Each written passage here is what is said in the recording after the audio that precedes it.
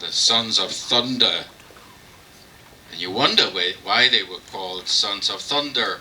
Well, most probably because if you read on in the gospel, you would find out that those same two, in their way of thinking, were quite violent.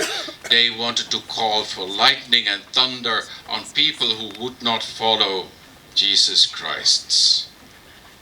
James and John, the sons of Zebedee. Zebedee, if you remember well, was fishing on the lake of Galilee with his two sons, and it is from there that the twos, James and John, were called. And it says even in the gospel that they left the boat and in it their father and the nets behind. And Zebedee, the father, was standing there in a sense empty-handed because he was lacking two men in his boat to do the fishing.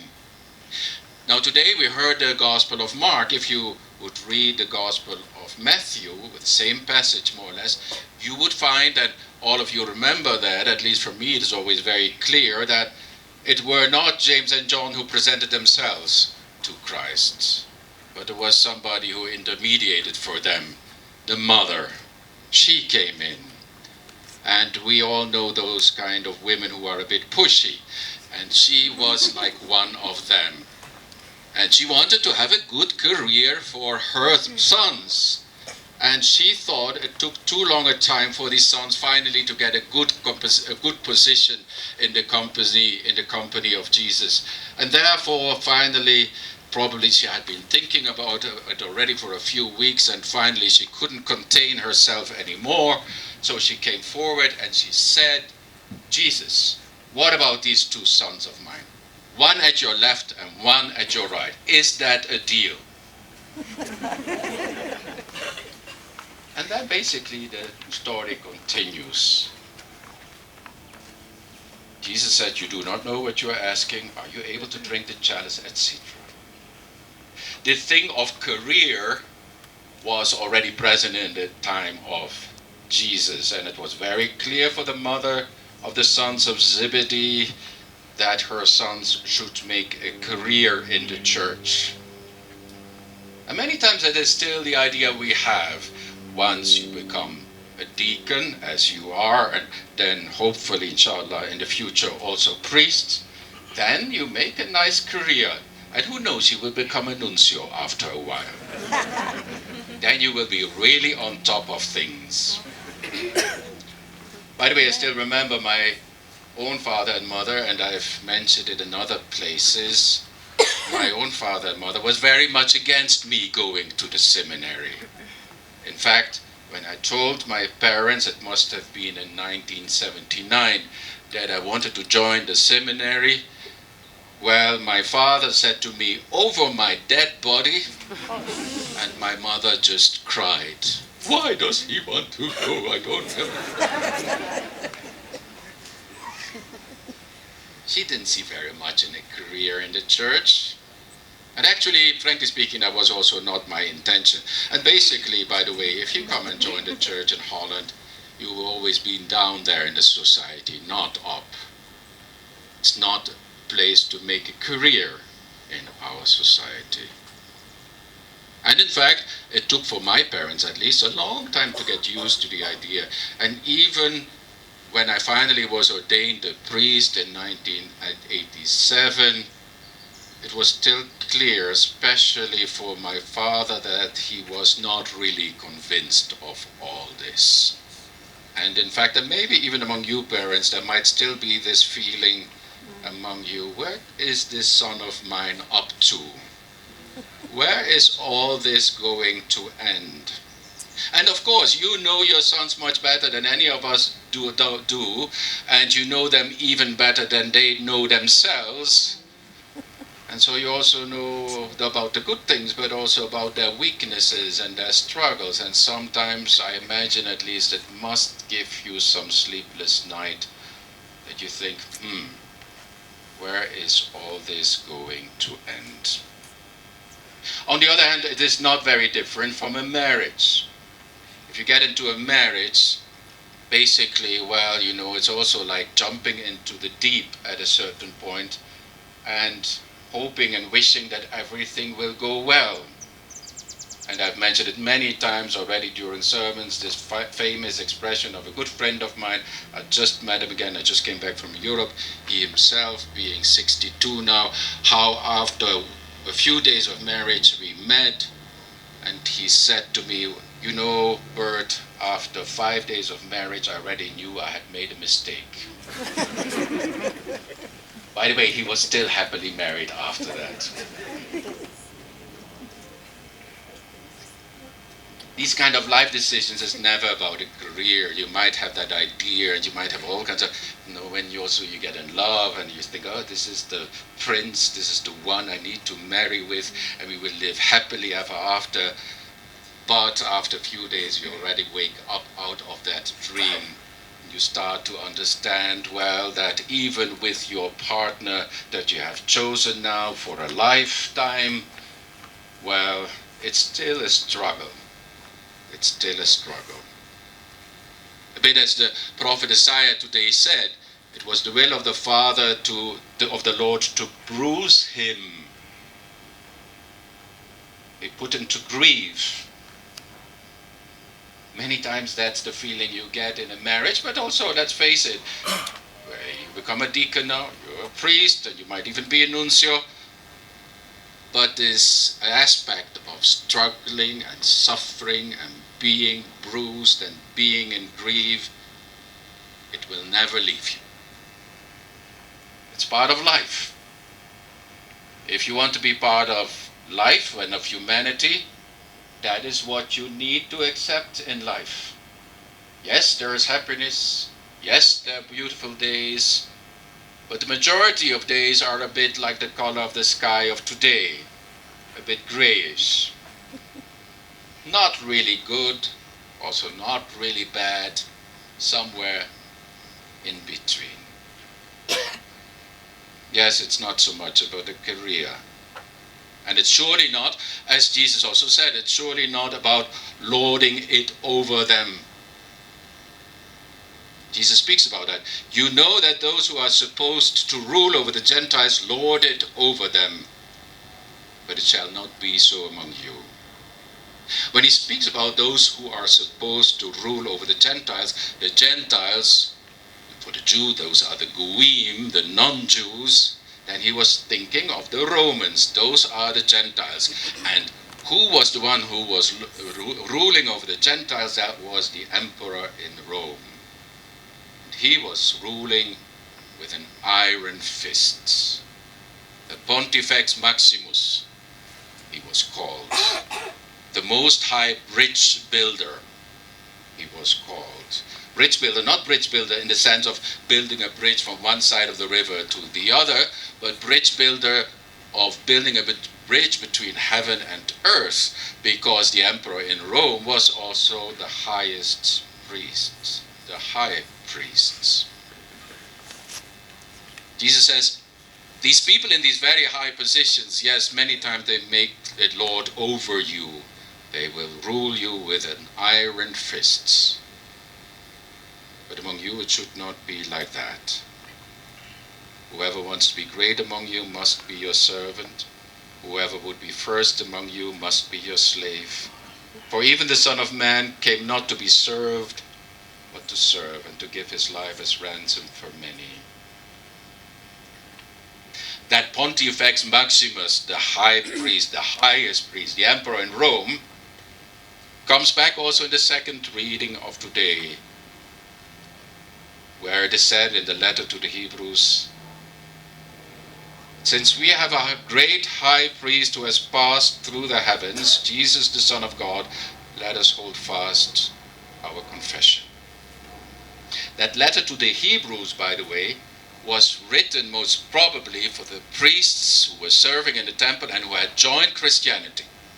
Because if you read that letter from the Hebrews, you start to understand it's all about temple. It's all about liturgy. It's all about sacrifice and how to interpret it now within the context of the new teachings of Jesus. And the high priest, remember in the Gospels, for example, is mentioned the high priest Caiaphas. The high priest had a very special position within Judaism. In fact, he was so special that in many ways he would not get into contact with normal people. Why? Because he was afraid to get unclean. Maybe you would shake his hands, and your hand had touched something else before you shake hands with him, and therefore ritually he would be unclean. So he would keep off from normal people. Even to the point, imagine that for the great high priest, there was a bridge in Jerusalem which connected directly where he lived with the temple in Jerusalem, so that he would not get into contact with the commoners, with the plebs, with the people there on the ground. He was rich, he was powerful, but also he was disconnected. A bit like politics in this country. The high priest, says the letter of the Hebrews, the high priest, that is Jesus Christ, is different. And he explains it. For we people, we Christians, not like the high priest of the Jew, we have not a high priest who is unable to sympathize with our weaknesses, but we have one who in every respect was tempted like us, yet without sinning. Yes, it is said, this high priest, which is Jesus, the Pontifex Maximus, remember also how the Pope is called the Pontifex Maximus, he is the one who's able to feel with us, who lives with us, who is part of us. He walks not over us on a bridge. He's not a pontifex, a bridge builder in that sense, but he walks with us. He is the Emmanuel, the God with us, who builds bridges between us and God himself. He feels with our weaknesses. In fact, when you look to the titles of the Holy Father, me being a representative of Pope Francis, of course I'm an expert in titles, that's how I earn my money. Then you have this Pontifex Maximus, the PM it would be written, but then the other one is the Servus Servorum Dei, servant of the servants of God, he is called. And of course that is what especially Pope Francis prefers to be called. He who is the Pope who calls us to go to the peripheries, to be with the poorest of the poor, to take on, as he calls it, the smell of the sheep. Even though here I don't feel any smell of sheep, I think you all took a shower today.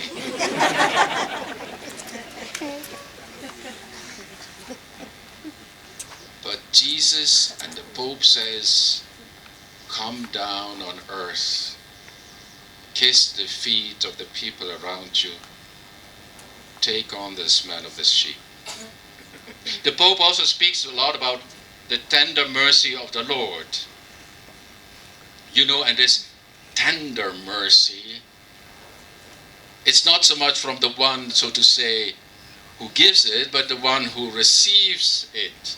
For us, that mercy is tender, so to say, and it is true for all of us. Something goes very wrong in your life and you feel you are to blame and you are guilty and you're just awaiting your punishment and you see there is no way out.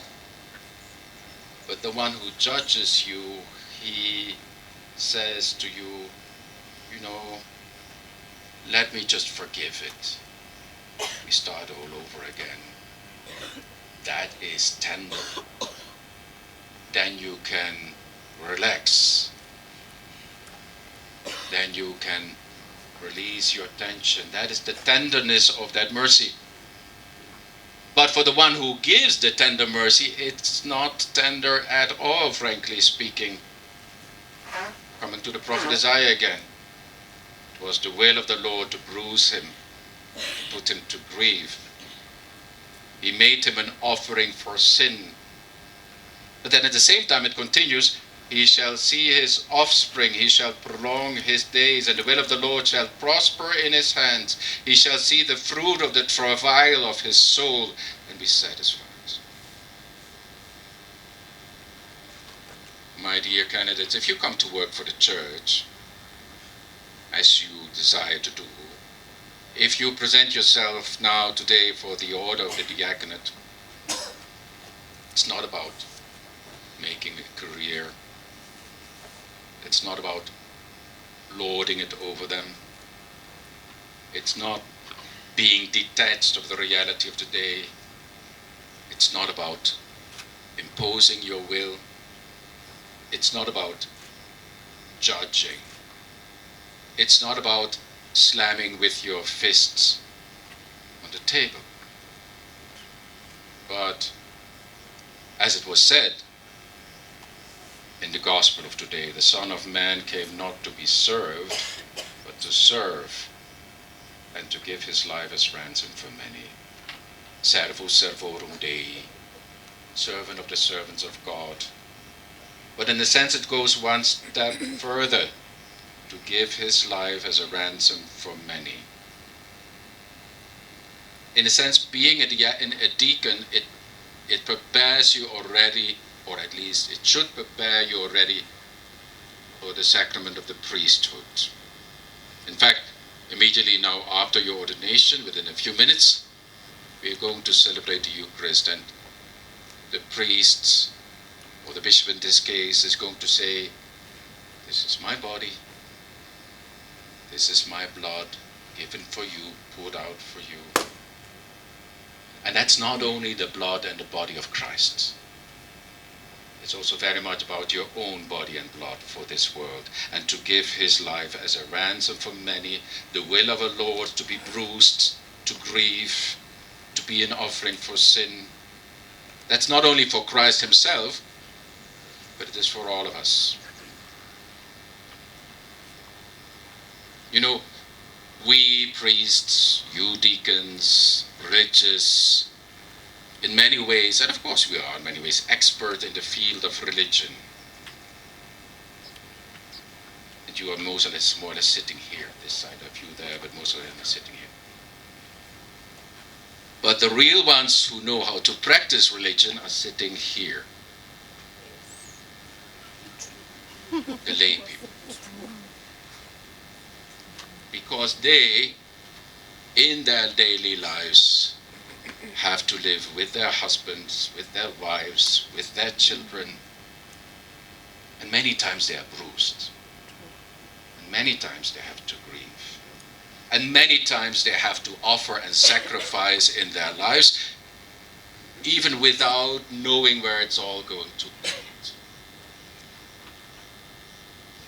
In a relationship, there are many times long periods of pain and darkness, where it seems to come down only to one thing: keep on breathing, keep on praying, and hope and wish and desire that after a while it will improve again. That is that being bruised. That is that grieving. That is that offering for sin. You know, for example, my parents, okay, they died already a few years ago, being myself by now an old man. But my parents, as many of our parents, if you look into their lives, their marriages were not always that happy. You know about the struggles and the pain that you have seen as a child with your parents. How they were shouting at each other. How doors were slammed, at least our house had doors. How the doors were slammed, or maybe how even your father or your mother disappeared for a while, trying to get away from it all. But then also, and I saw that also with my parents when they got older, like here now, the father and mother of these deacons, they're all already a bit older, how then with age, a certain mildness starts to set in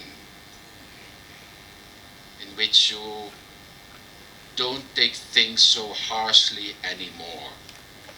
And you come to accept life in the way as it is, knowing that many things in your life, well, you know, you cannot change them.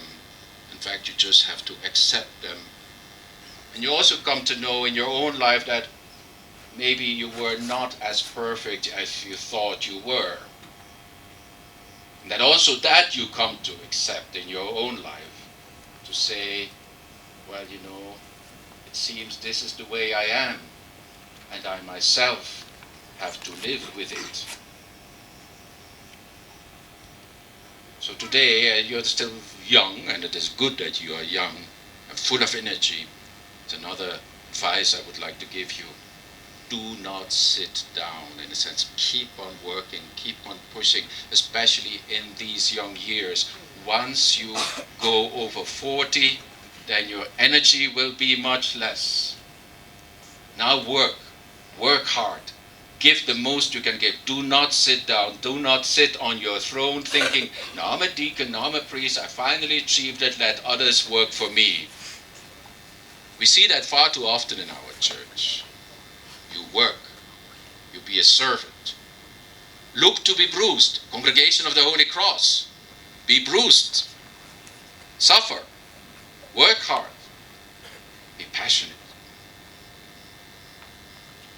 And do not think that you are the ones who always have to suffer, because around you there are people who suffer much more than you do.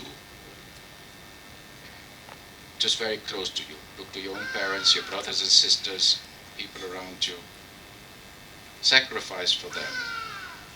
Sacrifice for those who really suffer.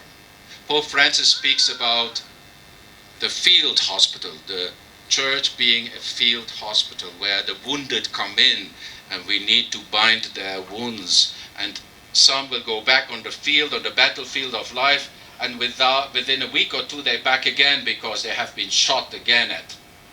They suffer again. Maybe victim, maybe also because of guilt. It's your vocation to serve them, to be with them, even in their darkest hour. Even when you feel that you're tired, even when you are fed up, even when you feel basically it's time for somebody else to take over. God never gives up. God never surrenders.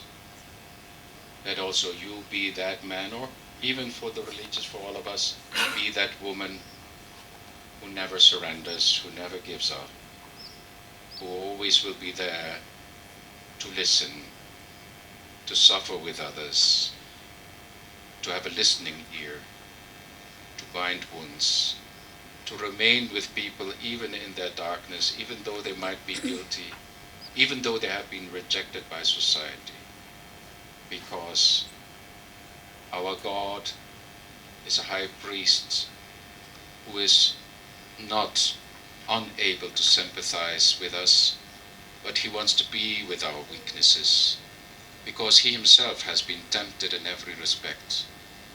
The Son of Man, he came not to be served, but to serve. That also we ourselves be like him, the man on the cross. Amen.